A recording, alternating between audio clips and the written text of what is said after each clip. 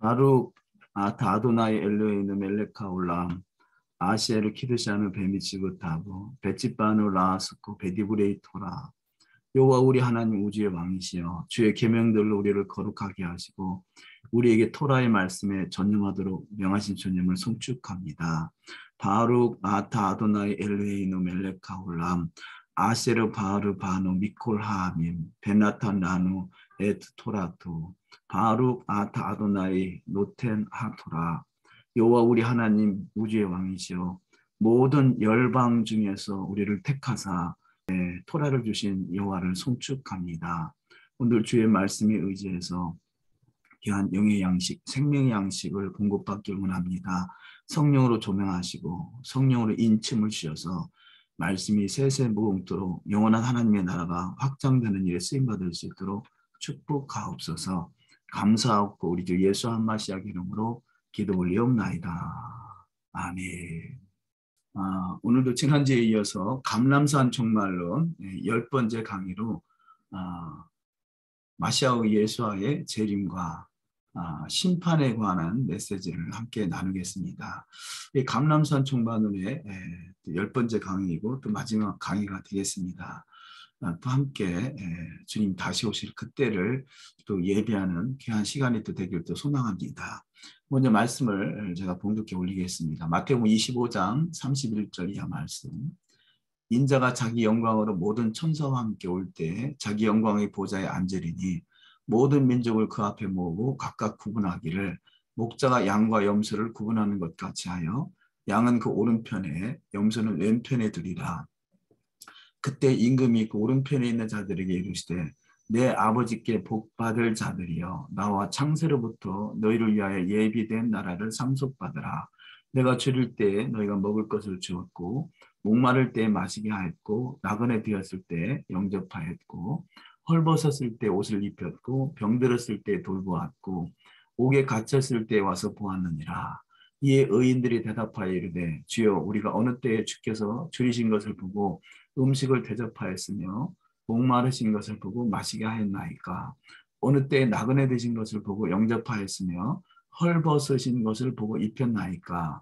어느 때에 병드신 것이나 옥에 갇히신 것을 보고 가서 비웠나이까 하리니, 임금이 대답하여 이르시되 내가 진실로 너에게 이르노니 너희가 여기 내 형제 중에 지극히 작은 자 하나에게 한 것이 곧 내게 한 것이니라 하시고, 또 왼편에 있는 자들에게 이르시되 저주를 받은 자들아, 나를 떠나 마귀와 그 사자들을 위하여 예비된 영원한 불에 들어가라. 내가 줄일 때에 너희가 먹을 것을 주지 아니하였고 목마를 때에 마시게 하지 아니하였고 나그네 되었을 때 영접하지 아니하였고 헐벗었을 때 옷 입히지 아니하였고 병들었을 때와 옥에 갇혔을 때 돌보지 아니하였느니라 하시니, 그들도 대답하여 이르시되 주여, 우리가 어느 때에 주께서 줄이신 것이나 목마르신 것이나 나그네 되신 것이나 헐벗으신 것이나 병드신 것이나 옥에 갇히신 것을 보고 공양하지 아니하더이까? 이에 임금이 대답하여 이르시되 내가 진실로 너에게 이르노니 이 지극히 작은 자 하나에게 하지 아니한 것이 곧 내게 하지 아니한 것이니라 하시니, 그들은 영벌에 의인은 영생에 들어가리라 하시니라. 아멘. 오늘 본문 말씀에 의지해서 전체적인 주제를 간략하게 보시면 말쿠토 샤마임, 천국이라고 번역되어 있는 단어죠. 천국이 한문으로 하늘 왕국, 하늘 왕국, 히브리어로 말쿠토 샤마임. 이것을 말쿠토 하샤마임, 그래서 말쿠토 샤마임 혹은 말쿠토 하샤마임, 이렇게 하늘 왕국, 천국, 이 천국은 곧 천년 왕국이고 또 메시아 왕국이죠. 그 메시아 왕국이 천년 동안 이루어지는 시대이니까 그것을 천년 왕국이다. 그래서 천년 왕국을 또 줄여서 천국이다, 이렇게 설명할 수 있겠습니다. 그런데 마태복음 25장을 가만히 살펴보니까 이 천국, 천년 왕국, 말쿠토 샤마임에 대해서 비유로 설명하고 있는 세 가지를 볼 수 있겠는데요. 나름대로 특징이 있는 것을 발견하게 됩니다. 열처녀의 비유와 달란트의 비유와 양과 염소의 비유가 나름대로 말쿠토 샤마임에서 맡은 역할들이 있는 것을 볼 수 있습니다. 그런데 열 처녀의 비유는 그야말로 말쿠토 샤마임, 천국에 들어갈 수 있는 재림에 관한 메시지로 보여집니다.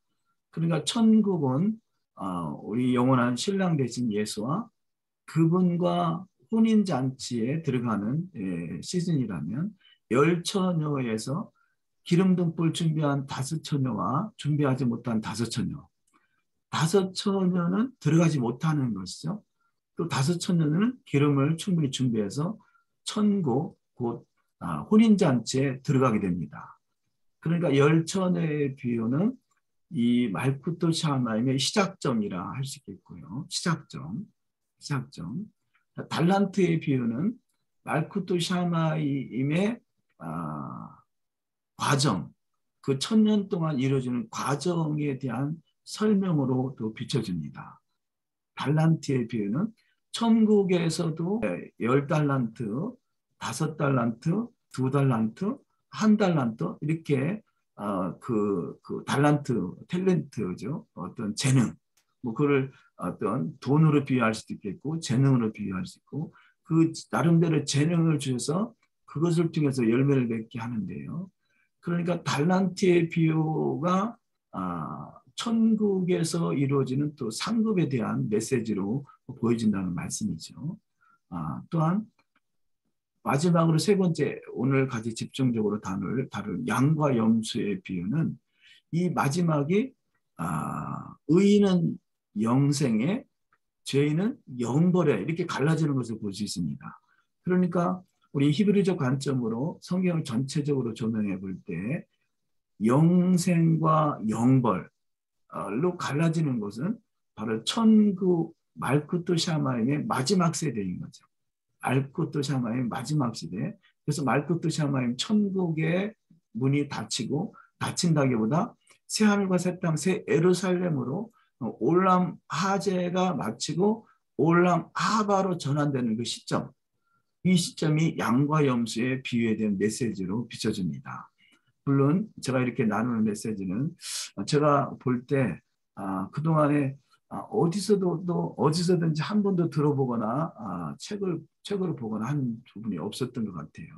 그래서 참 전하면서도 조심스럽긴 합니다.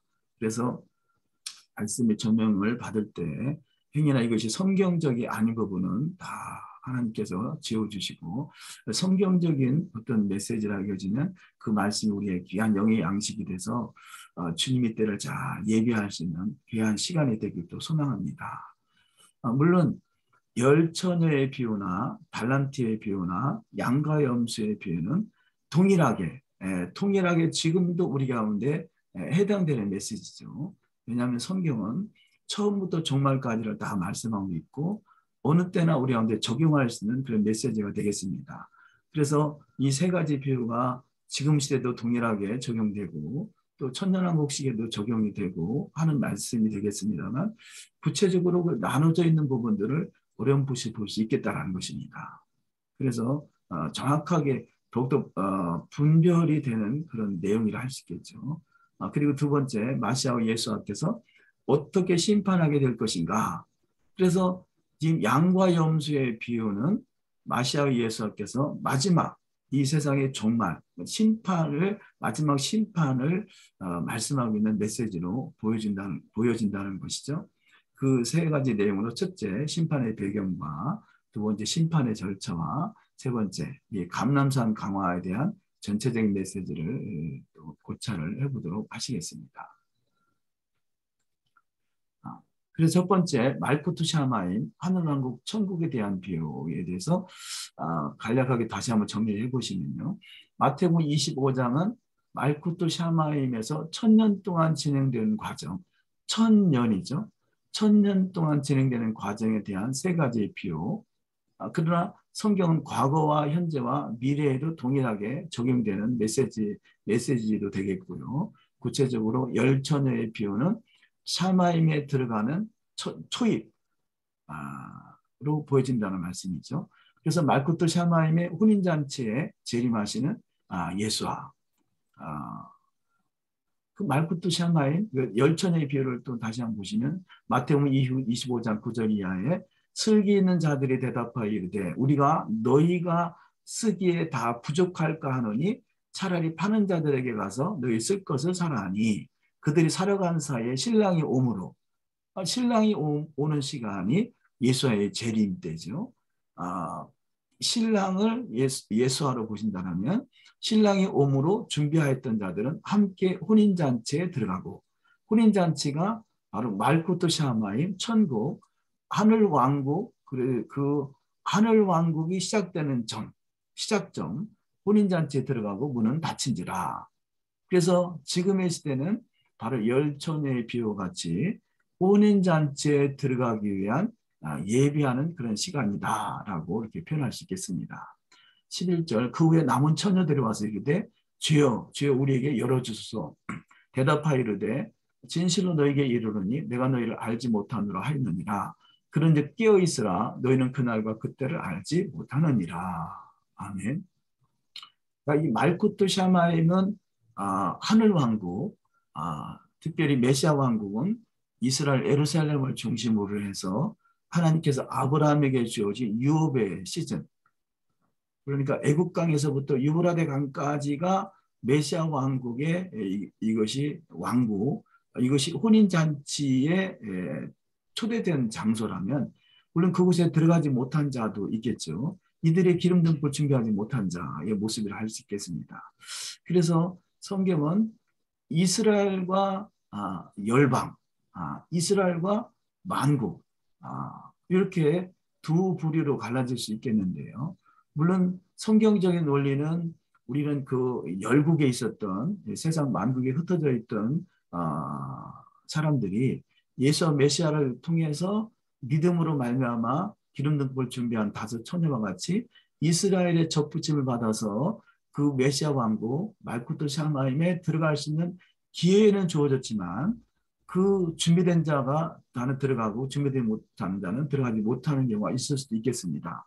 그런데 열처녀의 비유를 통해서 기름 등불 준비하지 못했다고 해서 그들은 심판이고 지옥이다라기보다는 말쿠토 샤마임 주님께서 혼인잔치를 배설하는 그곳에 참석하지 못한 수준이다 할 수 있겠죠. 그래서 지금은 그 혼인잔치에 입성하기 위해서 깨어 있어야 할 시대라고 볼 수 있겠습니다. 마태복음 25장 13절 말씀에 그런즉 깨어 있으라 너희는 그날과 그때를 알지 못하느니라. 베드로전서 4장 7절 정신을 차리고 근신하여 기도하라. 누가복음 21장 36절 항상 기도하며 깨어 있으라. 마가복음 14장 38절 시험에 들지 않게 깨어 있어 기도하라.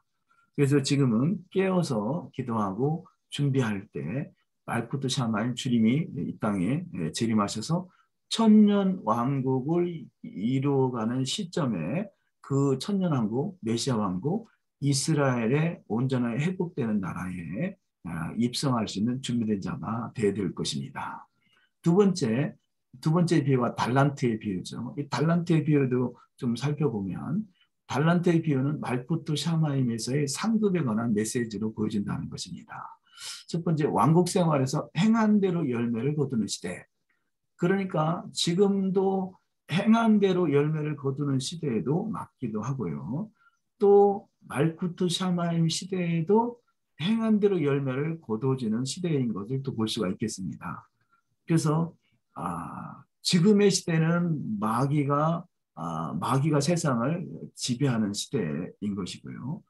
또 말쿠토 샤마임 시대 그때는 예수께서 친히 다스리는 시대가 되는 것이죠. 마태복음 25장 26절 이하 말씀 그 주인이 대답하여 이르되 악하고 게으른 종아 나는 심지 않은 데서 거두고 해치지 않은 데서 모으는 줄로 내가 알았느냐. 그러면 내가 마땅히 내 돈을 취리하는 자들에게 맡겼다가 내가 돌아와서 내 원금과 이자를 받게 하였을 것이니라 하고 그에게 그 한 달란트를 빼앗아 10달란트 가진 자에게 주라. 무릇 있는 자는 받아 풍족하게 되고 없는 자는 그 있는 것까지 빼앗기리라. 이 무익한 종을 바깥 어두운 데로 내쫓으라. 거기서 슬피 울며 이를 갈리라 하니라. 자, 첫 번째 열처녀의 비유에서는 기름 등불 준비하지 못했다고 해서 물론 그 말쿠토 샤마임의 천국 잔치에 들어가지는 못했지만 그들을 바깥 어두운 데로 내쫓으라라는 그런 메시지는 없었지요. 그런데 달란트에 비해서는 바깥 어두운 데로 내쫓으라라고 말씀하시는 것을 볼 때 바로 바깥 어두운 데라면 지금 하나님의 영광이 빛이 비추는 그곳이 있었던 거죠. 그것이 말코트 샤마임, 그것이 메시아 왕국에 입성하는 것이고요. 그 왕국 생활에서 달란트의 비유를 통해서 다시 바깥 어두운 데로 쫓겨나는 자가 있다라는 거죠. 이런 관점에서 볼 때 열처녀는 왕국에 입성하기 위한 시대, 지금의 시대, 또 달란트의 비유는 왕국 생활에서 이루어지는 시대, 거기서 악하고 게으른 총은 왜 그렇습니까? 하나님을 인정하지 못하는 자, 예수를 메시아로 인정하지 못하는 자, 하나님께 맡겨진 것을 열매를 맺지 못하는 자, 이들이 바깥 어둠에 쫓겨나는 왕국 시대로 보여진다는 것입니다. 다음에 무익한 종은 심판을 받는 시대가 바로 또 왕국 시대도 동일하게 이루어진다고 볼 수 있겠죠. 마태복음 25장 30절 이 무익한 종을 바깥 어두운 데로 내어 쫓으라. 거기서 슬피 울며 이를 갈리라 하니라. 그 왕국 생활에서도 쫓겨난 자가 있다는 것을 볼 수 있겠습니다. 그 같은 비슷한 메시지로 달란트의 비유와 또 열 문화, 한 문화를 맡겼던 문화의 비유, 누가복음 19장 26절이죠. 주인이 이르되 내가 너에게 말하노니 무릇 있는 자는 받겠고 없는 자는 그 있는 것도 빼앗기리라. 그리고 내가 왕됨을 원하지 아니하던 저 원수들을 이리로 끌어다가 내 앞에서 죽이라 하였느니라. 죽이라라고까지 말하고 있습니다. 죽이라라는 것은 자 메시아 왕국에 입성하지 못했다고 해서 죽이는 것이 아니라 메시아 왕국에서 열매를 맺지 못하는 것은 결국 바깥 어둠에 쫓겨나는 것은 죽음이나 마찬가지입니다. 죽음, 사망이라 할 수 있겠습니다. 그래서 계시록 1장 18절 이하에 곧 살아있는 자라 내가 전에 죽었었노라 볼지어다 이제 세세토록 살아있어 사망과 음부의 열쇠를 가졌느니. 그래서 예수와 그분은 왕 되시고 그분은 사망과 음부의 열쇠를 가지신 분이십니다. 그래서 그 한 문화를 가지고 그냥 있었던 자는 왕됨을 메시아 예수가 왕됨을 원하지 아니하였던 자고 그는 죽임을 당한 자. 왜냐하면 예수 앞에서 사망과 음부의 열쇠를 가지신 분이기 때문에 얼마든지 죽일 수 있다는 것입니다.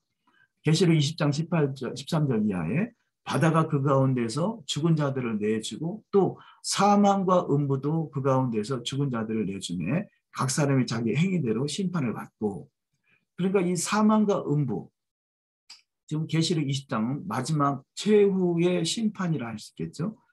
그것이 그 최후의 심판을 통해서 사망과 음부도 그 사망과 음부를 맡은 자 사탄이라 할 수 있겠죠. 사망과 음부도 그 가운데서 죽은 자를 내주매 각 사람이 자기 행위대로 심판을 받고 그래서 이 죽이라 사망과 음부의 열쇠를 가지신 분 그 사망과 음부를 심판할 수 있는 그분이 마지막 시대에 가서 이들을 행위대로 심판을 받고 그러니까 왕됨을 원치 아니하였던 자 죽이는 사망과 음부의 권세를 가지신 분이 바로 이 달란트의 비유에 같은 시대이고 그 달란트의 비유의 시대가 끝나는 양과 염소의 시대는 여기 행위대로 완전히 심판을 받고 그래서 계시록 20장 14절 사망과 음부도 불못에 던져지니 이것이 둘째 사망 곧 불못이라.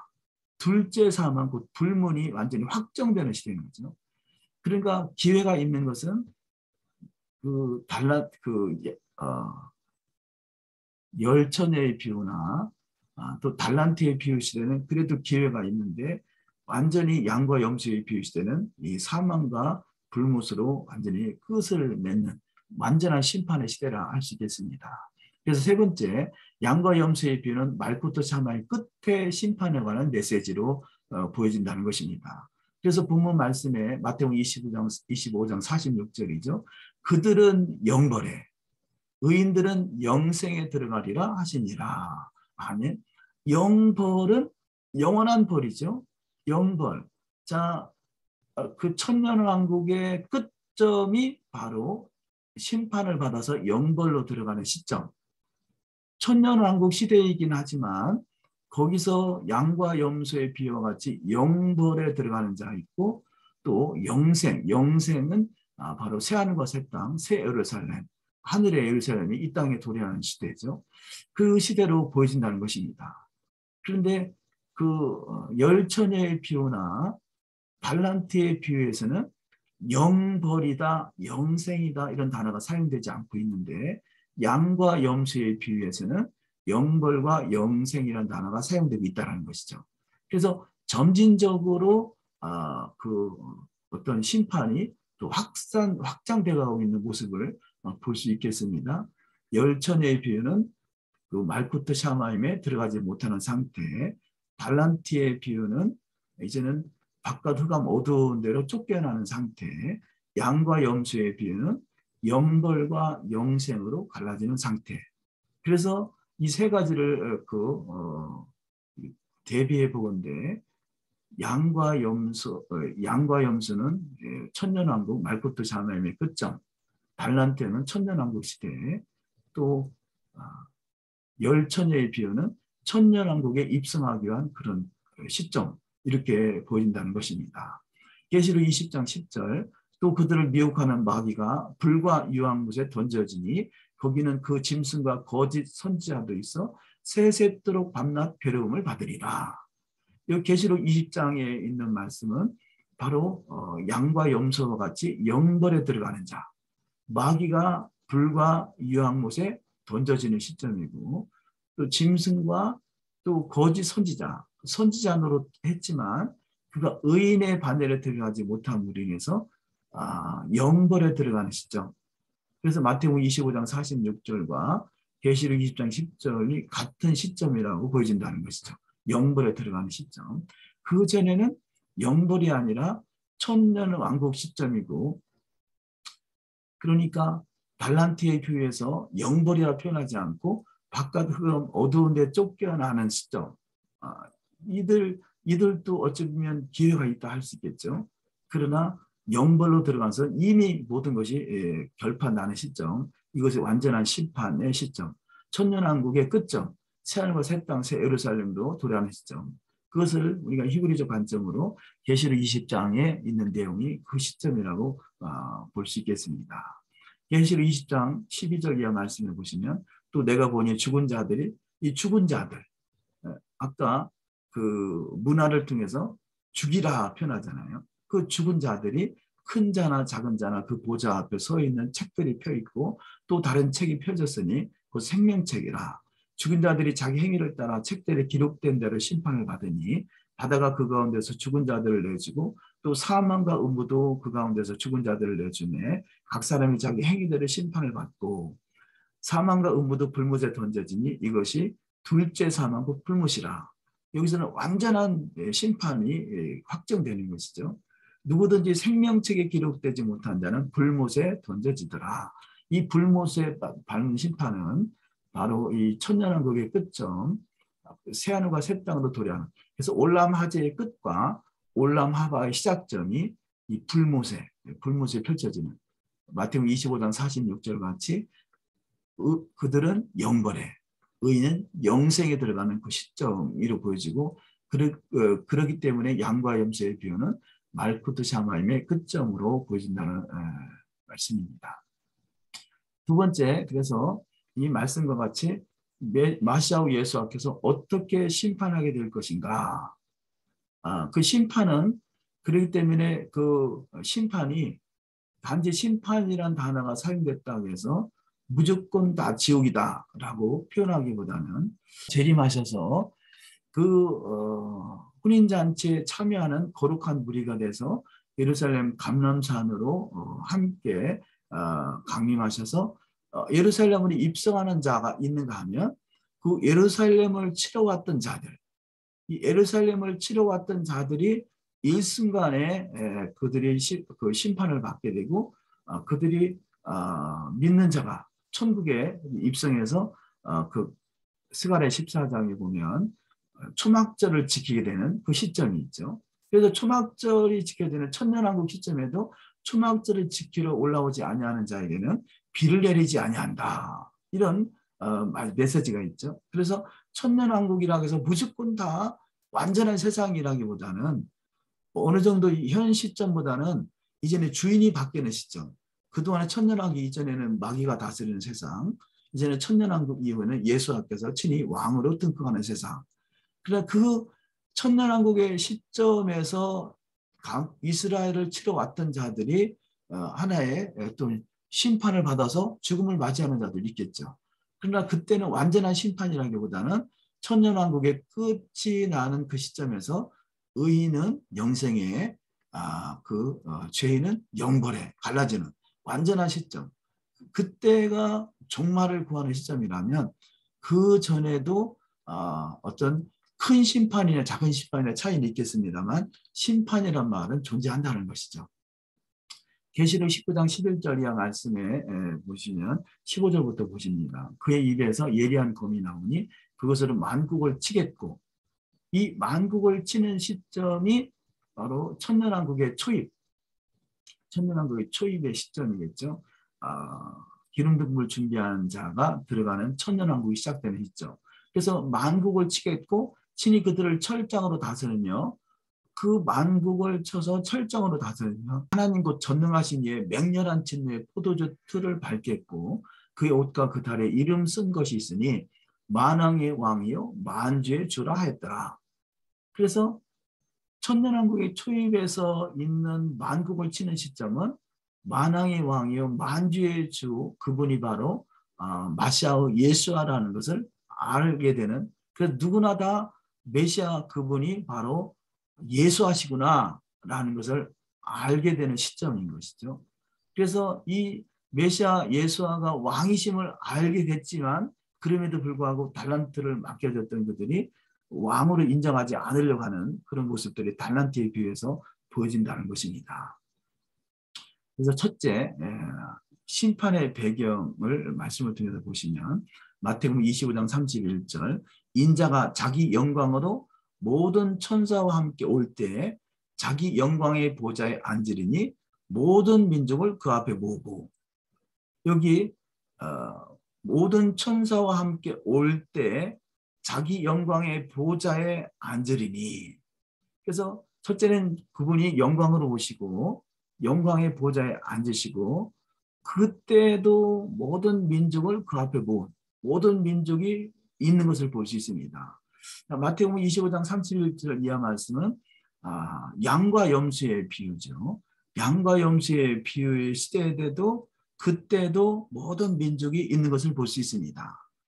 그러니까 계시록 19장에 있는 만국을 치는 그 시점은 천년왕국이 시작되는 시점에서 이스라엘을 우습게 알고 이스라엘의 회복되기를, 이스라엘의 회복을 해방하는 자들, 이들을 표현한 만국을 치는 시대이고, 여기 마태복음 25장 32절에서는 모든 민족을 그 앞에 모으는 시대는 천년왕국의 끝점, 양과 염소의 비유를 통해서 완전히 갈라지는 시점의 표현이라고 볼 수 있겠습니다.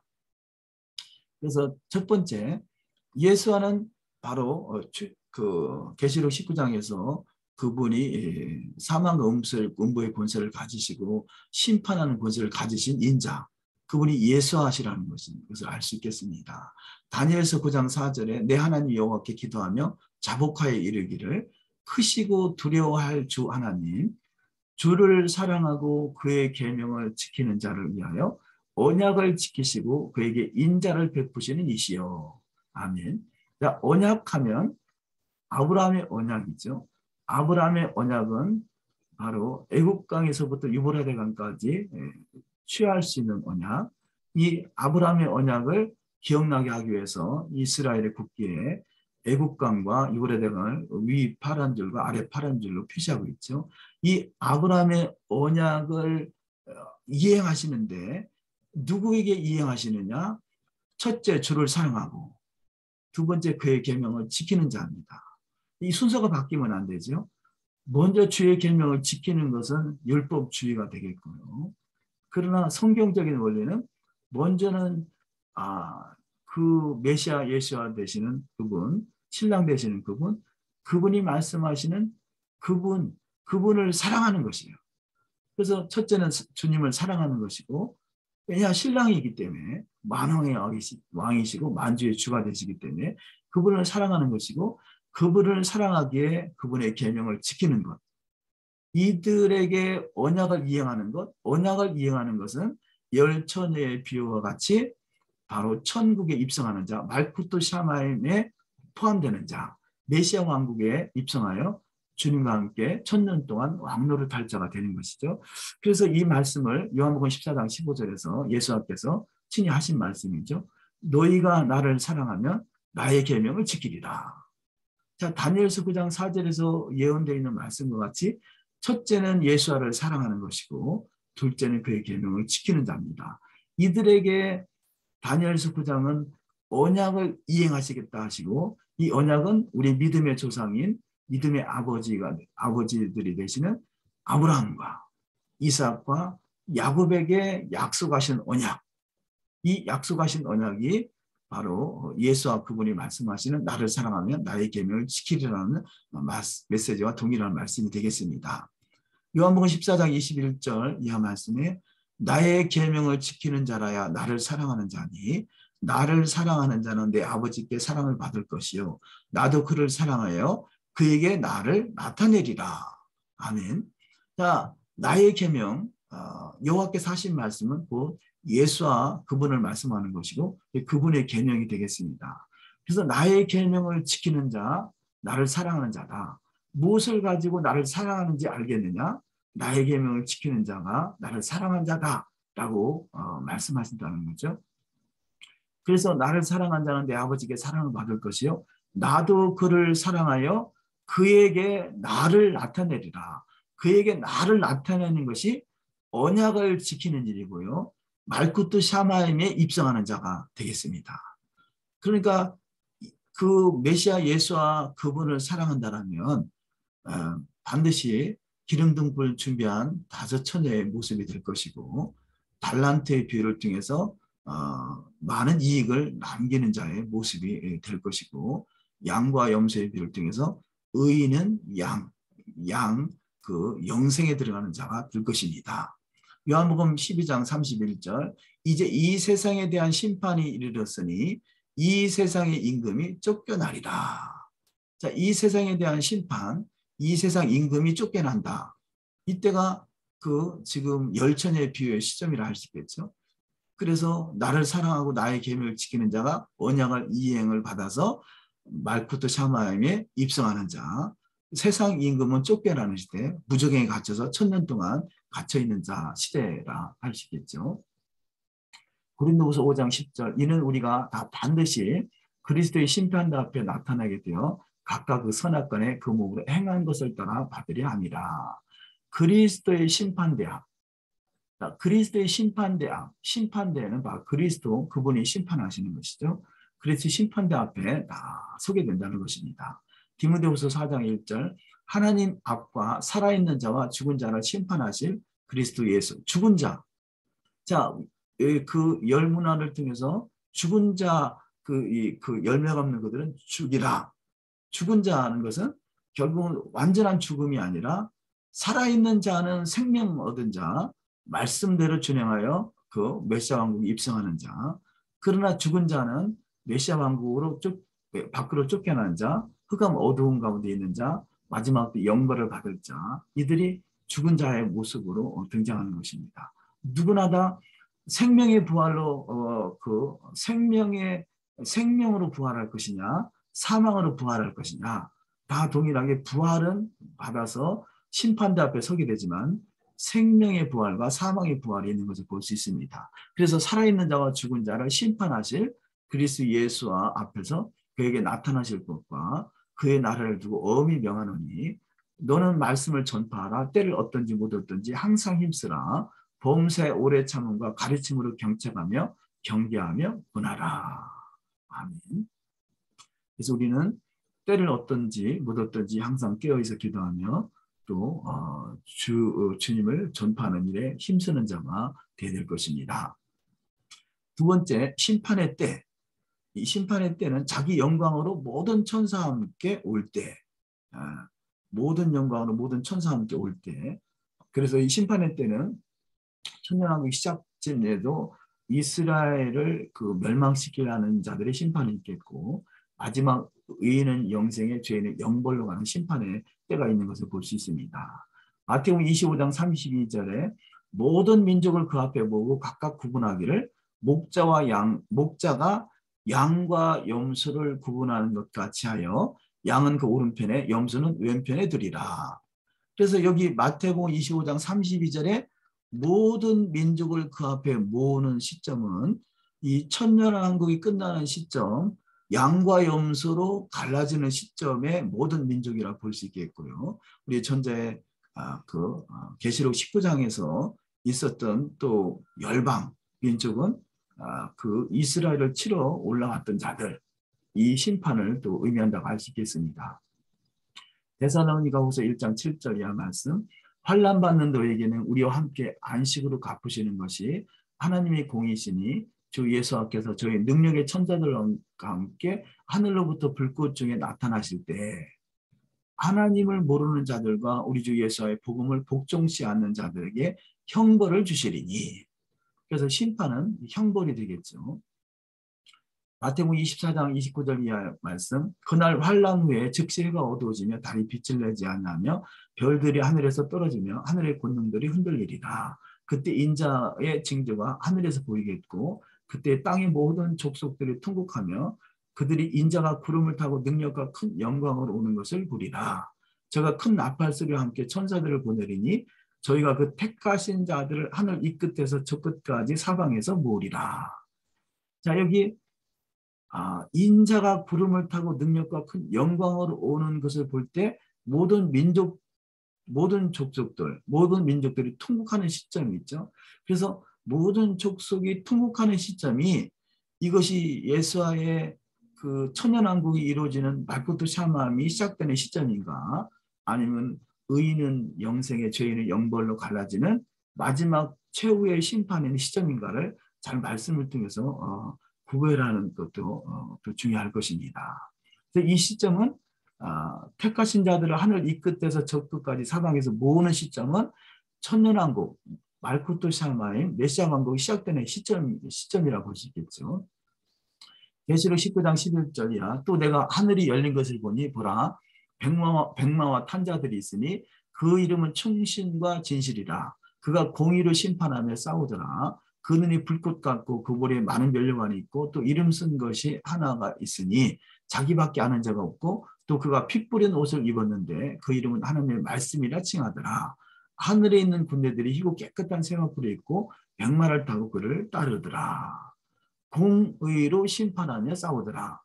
공의, 첫째는 하나님을 사랑하는 자, 둘째는 그의 계명을 지키는 자. 이들이 공의를 향하는 자가 되겠죠. 그 마시아오 예수께서는 이 땅에 오셔서 토라대로 말씀대로 준행하셨고 말씀만을 말씀하셨고 말씀대로 심판하시기 오셔서 심판하기 위해서 오신다는 것입니다. 세 번째, 심판의 장소. 즉 자기 영광의 보좌에 앉으리니, 그러죠. 그 심판하는 장소가 어디냐, 영광의 보좌가 어디 있느냐, 다윗의 위, 다윗의 보좌라는 것입니다. 이사야 9장 7절 이하에 그 정사와 평강의 더함이 무궁하며 또 다윗의 위에 앉아서 그 나라를 굳게 세우고 자금 이후 영원토록 공평과 정의로 그것을 보존하실 것이라. 만군의 여호와의 열심히 이를 이루시리라. 다윗의 위에 앉으시는 분, 공평과 정의로 심판하시는 분, 만군의 여호와 열심히 이것을 분명하게 이루신다는 것입니다. 그래서 다윗의 보좌가 있는 예루살렘을 말씀하는 것이죠. 누가복음 1장 31절이야. 그분이 등장하실 때 보면 보라 내가 수태의 아들을 낳으리니 그 이름을 예수하라 하라. 저가 큰 자가 되고 지극히 높으신 아들이라 일컬을 것이요 주 하나님께서 그 조상 다윗의 위를 저에게 주시리니, 다윗의 위, 다윗의 보좌죠. 영원히 야곱의 집에 왕노로 다질 것이며 그 나라가 무궁하리라. 그 나라가 바로 지금 현재 중동 땅에 있는 이스라엘인 것이죠. 이스라엘 그 땅에 다윗의 보좌가 있던 곳에 그분이 앉으시는 것이고, 그래서 두 번째 다윗의 보좌는 이스라엘의 예루살렘인 것입니다. 스가랴 14장 4절에 그날에 그의 발이 예루살렘 앞 동편 감람사에 서실 것이요 감람사는 그 한가운데가 동서로 갈라져 매우 큰 골짜기가 되어서 산 절반은 북으로 절반은 남으로 옮기고, 그래서 바로 그분이 심판하실 보좌가 있는 곳이 예루살렘 감람산 동편에 서셔서 예루살렘에 입성하셔서 그곳에 다윗의 보좌가 과거에 있었던 옛 명성이 그대로 재현되는 시점이 이제 메시아 왕국 시점이고, 그분이 다윗의 보좌에 앉으실 것을 말씀하고 있습니다. 그러나 이렇게 시작점에 있는 심판의 때가 있는가 하면 계시록 20장은 마지막 최후의 심판의 때라고 볼 수 있겠습니다. 계시록 20장 11절 이하 또 내가 크고 흰 보좌와 그 위에 앉으신 자를 보니 땅과 하늘이 그 앞에서 피하여 간데 없더라. 또 내가 보니 죽은 자들이 물은 대서하고 그 보좌 앞에 섰는데 책들이 펴있고 다른 책이 펴졌으니 곧 생명책이라. 죽은 자들이 자기 행위를 따라 책들에 기록된 대로 심판을 받으니, 그래서 생명책에 기록된 대로 심판을 받는, 그래서 마지막 심판, 백보자 심판이죠.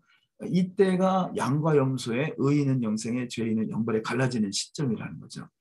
13절 바다가 그 가운데서 죽은 자들을 내어주고 또 사망과 음부도 그 가운데서 죽은 자들을 내어주매 각 사람이 자기 행위대로 심판을 받고 사망과 음부도 불못에 던지우니, 전자에는 사망과 음부가 죽은 자들을 내어주는 시점이 있었던가 하면 그들도 불못에 던져지는 시점, 마지막 최후 심판이 되겠죠. 이것은 둘째 사망 곧 불못이라. 누구든지 생명책에 기록되지 못한 자는 불못에 던지우더라. 아멘. 그래서 심판의 대상은 모든 민족을 그 앞에 모으고, 그래서 모든 민족이 심판의 대상이 되는 것을 볼 수 있습니다. 그래서 예수와의 그 천년왕국의 시점에서의 모든 민족이 모으는 심판은 이스라엘을 우습게 알고 하나님의 나라가 세워질 것을 해방하는 자들의 심판, 그들의 민족이고, 이 지금 여기서 등장하는 모든 민족은 마지막 때 심판, 마지막 때 심판을 양과 염소의 갈라짐의 심판을 말씀하고 있겠습니다. 두 번째 심판의 절차를 보면요. 마태복음 25장 32절 이하에 모든 민족을 그 앞에 모으고 각각 분별하기를 목자가 양과 염소를 분별하는 것 같이 하여 양은 그 오른편에 염소는 왼편에 두리라. 자, 그 열처녀에 비해서는 기름 등불 준비하지 못한 5처녀는 들어가지 못하는 정도고요. 달란트에 비해서는 바깥 흑암 어두움에 쫓겨나는 심판이었다면, 지금 양과 염소에 비해서는 완전히 갈라지는 것이죠. 그래서 의인은 영생에 죄인은 영벌로 갈라지는 시점이라 할 수 있겠습니다. 그래서 이 천년왕국의 시작점이냐 중간점이냐 끝점이냐 이런 부분을 나눌 수 있겠습니다. 34절 그때 임금이 그 오른편에 있는 자들에게 이르시되 내 아버지께 복받을 자들이여 나와 창세로부터 너희를 위하여 예비된 날을 상속하라. 41절 또 왼편에 있는 자들에게 이르시되 저주를 받은 자들아 나를 떠나 마귀와 그 사자들을 위하여 예비된 영영한 불에 들어가라. 나를 떠나 마귀와 그 사자들을 위하여 예비된 영영한 불이 어디겠어요? 그것이 바로 둘째 사망, 불못에 들어가는 장소가 되겠습니다. 이 말씀이 양과 염소에 비유해서 말씀하고 있는 내용이라는 것이죠. 45절 이하에 이에 임금이 대답하여 가라사대 내가 진실로 너에게 이르노니 이 지극히 작은 자 하나에게 하지 아니한 것이 곧 내게 하지 아니한 것이니라 하시리니 저희는 영벌에 의인은 영생에 들어가리라 하시니라. 양과 염소에 비유해서 하시는 말씀입니다. 이 본문을 자세히 보시면 자 민족을 심판하는 마지막 양과 염소의 그 심판하는 그때 보면 세 그룹의 그 부류가 등장하는 것을 볼 수 있습니다.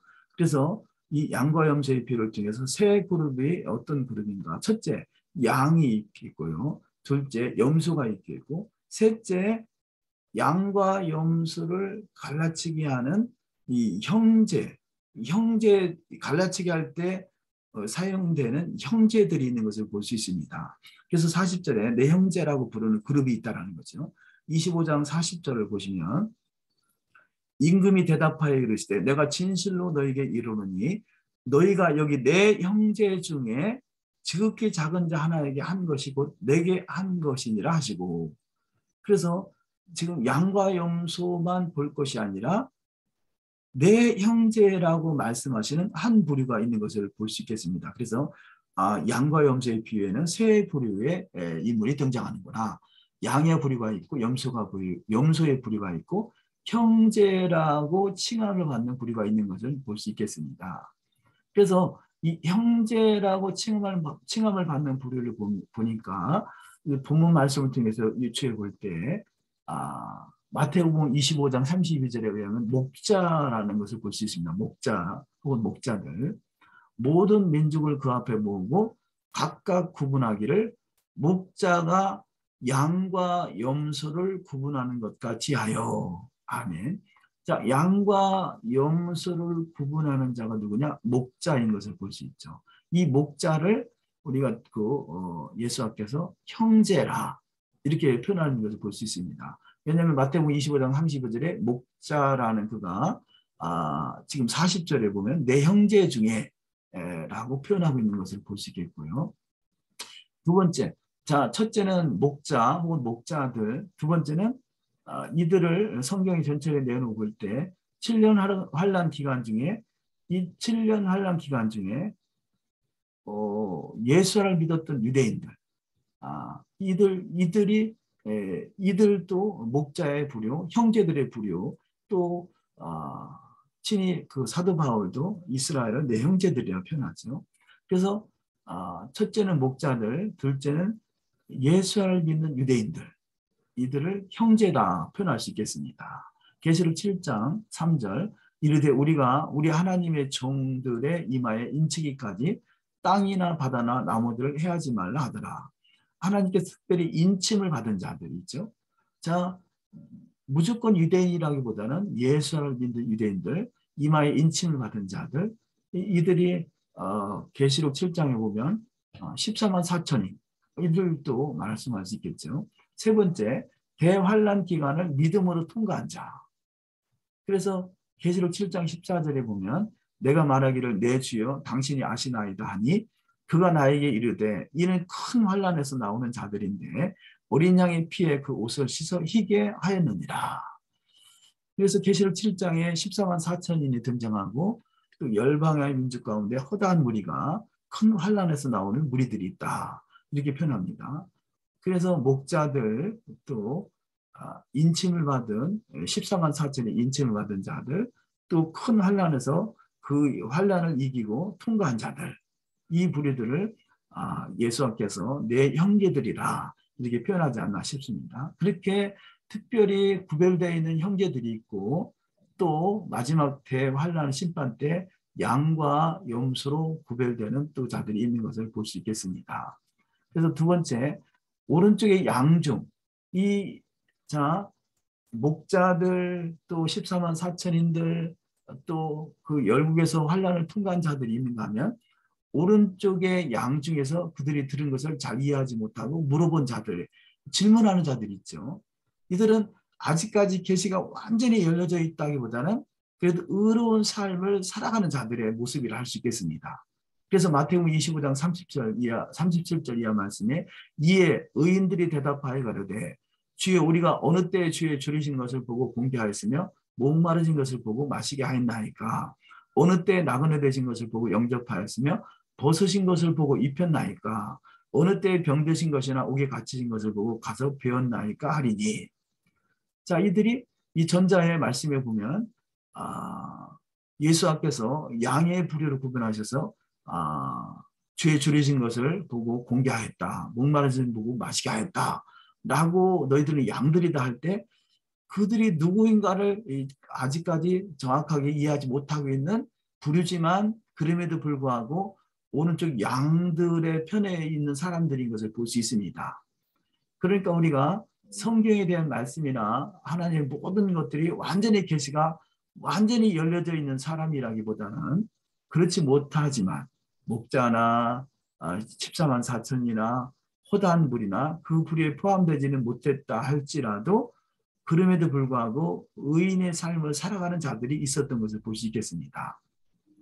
그래서 40절 이하에 너희를 영접하는 자는 나를 영접하는 것이고 나를 영접하는 자는 나 보내신 이를 영접하는 것이니라.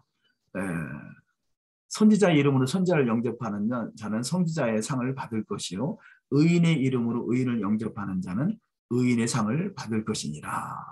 이렇게 나름대로 의인의 삶을 살았던 자들, 이들을 하나님께서 인정하고 있는 모습을 볼 수 있겠습니다. 10장 42절 또 누구든지 제자의 이름으로 이 소자 중 하나에게 냉수 한 그릇이라도 주는 자는 내가 진실로 너에게 이르노니 그 사람이 결단코 상을 잃지 아니하리라 하시니라. 아멘. 목자들, 14만 4천인들, 환난을 통한 허다한 무리들, 이들을 돕는 자들, 이들이 양의 모습이라 할 수 있겠습니다. 그런데 염소로 구별된 자들을 보면 히브리서 1장 1절 이하에 옛적의 선지자들로 여러 부분과 여러 모양으로 우리 조상들에게 말씀하신 하나님이 이 모든 날 마지막에 아들로 우리에게 말씀하셨으니 이 아들을 만유의 후사를 세우시고 또 저로 말미암아 모든 세계를 지으셨느니라.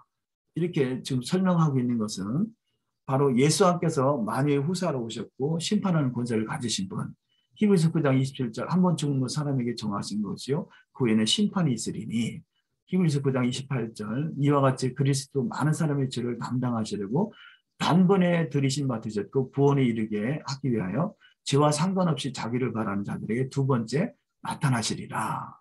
그때 임금이 오른편인 자들이 이르시되 내 아버지께 복받을 자들이여 나와 창세로부터 너희를 위하여 예비된 나라를 상속하라. 예비된 나라를 상속받을 자 양의 모습이고 그러지 못한 자 영영한 불에 들어간 자가 되겠죠. 41절 또 왼편에 있는 자들이 이르시되 저주를 받은 자들아 나를 떠나 마귀와 그 사자들을 위하여 예비된 영영한 불에 들어가라. 염수의 반의를 할 수 있겠습니다. 그래서 결론의 말씀으로 감람산 강화의 고찰에 대한 메시지를 간략하게 정리해 보시면요. 첫 번째, 하나님께서는 아직 이스라엘 백성들과의 관계를 끝내지 아니하셨다. 이 감람산 강화를 통해서 마태복음 24장에서부터 25장까지의 말씀을 통해서 결코 하나님은 이스라엘을 버리지 아니하셨다는 거죠. 로마서 11장 1절 그러므로 내가 말하노니 하나님이 자기 백성을 버리셨느뇨 그럴 수 없느니라. 나도 이스라엘이니요 아브라함의 씨에서 난 자요 베냐민 지파라. 하나님이 이스라엘을 결단코 버리지 아니하시고 그 이스라엘 속에서 4절 이하에 저에게 하신 대답이 무엇이뇨? 내가 나를 위하여 바알에게 무릎 꿇지 아니한 사람 7천을 남겨두었다 하셨으니 그런즉 이와 같이 이제도 은혜로 택하심을 따라 남은 자가 있느니라. 자, 이스라엘이라고 해서 무조건 형제요, 무조건 목자요, 무조건 다 구원이요, 무조건 양이다라고 하는 것이 아니라 그 중에 남은 자 7천이 있고 이들을 말씀하는 것이죠. 이들이 바로 양의 모습이요, 목자의 모습이요, 또 환난을 통과한 자의 모습. 우리도 동일한 메시지로 주어진다 수 있겠습니다. 두 번째, 구약에 약속된 천년왕국은 반드시 이루어집니다. 우리 계시록 20장에 기록된 말씀은 창세기에서 옛뱀이요, 마귀요, 사단, 아담과 하와를 미혹했던 자, 이들이 천년 동안 결박되는 것 같이 동일하게 이 구약에 예언된 말씀이 그대로 성취된다는 것입니다. 세 번째, 하나님은 반드시 이 세상을 심판하시게 됩니다. 그래서 이스라엘을 지키시고 그 중에서 남은 자들이 이스라엘의 말코트 샤마임에 참석할 수 있는 자들이고 하나님은 반드시 성경대로 심판한다는 사실을 말씀하고 있습니다. 다음에 네 번째 결론의 말씀입니다. 마시아와 예수와의 재림과 심판의 때 천년 동안 그리스도로 더불어 왕노릇하는 자가 가장 복된 자가 될 것입니다. 계시록 20장 4절 이하 말씀을 보시면 또 내가 보좌들을 보니 거기에 앉은 자들이 있어 심판하는 권세를 받았더라. 또 내가 보니 예수와를 증언함과 하나님의 말씀 때문에 목배임을 당한 자들, 우리 가운데 예수의 재림 직전에 어떤 7년 환란, 어떤 환란이 있다 할지라도 하나님의 말씀 때문에 우리 전자에 다니엘서에서도 봤었죠. 하나님을 사랑하고 그의 계명을 지키는 자와 언약을 이행한다고 하신 것 같이 그들이 양의 모습이요, 목자의 모습이요, 또 남은 자의 모습이요, 또 마지막 때 주님과 천년 동안 왕노릇할 자의 모습이겠습니다. 하나님의 말씀 때문에 목뱀을 당한 자들의 영혼들과 또 짐승과 그의 우상에게 경배하지 아니하고 그들의 이마와 손에 그의 표를 받지 아니하는 자들이 살아서 그리스도로 더불어 천년 동안 왕노릇하니, 자, 이 천년의 시점에 왕노릇하는 자들이 있다라는 것입니다. 그 나머지 죽은 자들은 천년의 차기까지 살지 못하더라. 이는 첫째 부활이라. 이 첫째 부활에 참여하는 자들은 복이 있고 거룩하도다. 둘째 사망이 그들을 다스리는 권세가 없고 도리어 그들이 하나님과 그리스도의 제사장이 되어 천년 동안 그리스도와 더불어 왕노릇하리로다. 마태복음 25장의 열처녀의 비유와 달란트의 비유와 양과 염소의 비유는 천년왕국의 시작과 중간과 끝점에 대한 귀한 메시지로 보여집니다. 그래서 이 말씀들이 지금도 동일하게 우리 가운데 적용이 되고 있는 것이기에 이스라엘은 버리지 아니하시지만 이스라엘은 결국 남은 자의 신앙이 되는 것이고 우리는 그곳에 접붙임을 받아서 동일하게 오늘 본문에 하나님과 그리스도의 제사장이 되어 천년 동안 그리스도로 더불어 왕노릇하는 의인은 영생에 이르는 복된 여정이 다 되어주시기를 주의 이름으로 축원합니다. 아멘. 기도하시겠습니다. 바룩 하바 벳셈 아도나이, 송축합니다. 왕으로 오시는 주님이시여, 주 이름으로 오시는 그 날을 또 사모하여 열처녀의 비유의 모습 속에 기름등불 중요한 5처녀의 모습이 되게 하시고 또한 열심히 주어진 탤런트를 통해서 많은 열매를 맺을 수 있는 복된 여정 되게 하시고 참으로 우리가 하나님 앞에 형제라 칭함을 받을 수 있는 목자와 또한 남은 자와 거룩한 무리가 되어 의인은 영생에 이르는 주님과 함께 천년 동안 왕노릇 할 수 있는 복된 여정이 다 되어주시기를 우리 주 예수 한마시아 이름으로 기도하옵나이다. 아멘.